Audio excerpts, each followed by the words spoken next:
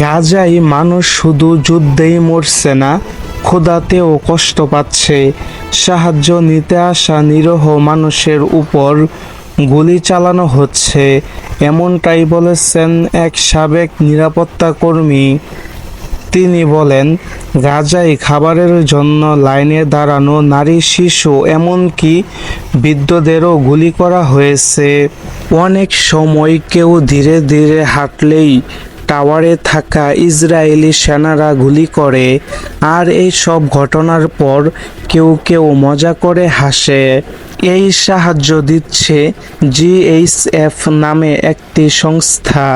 তারা এই সব অভিযোগ অস্বীকার করেছে, কিন্তু অনেক আন্তর্জাতিক সংগঠন বলছে এই সংস্থার সাহায্য পেতে হলে মানুষকে যুদ্ধক্ষেত্র পার হয়ে আসতে হয়, আর সেখানেই মারা যাচ্ছে শত শত ফিলিস্তিনি।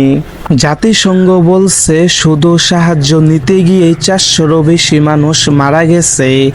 ঠিকাদার আরও বলেন, গুলির ঘটনা সিসিটিভিতে রেকর্ড হয়েছে, কিন্তু সেগুলো লুকানো হচ্ছে।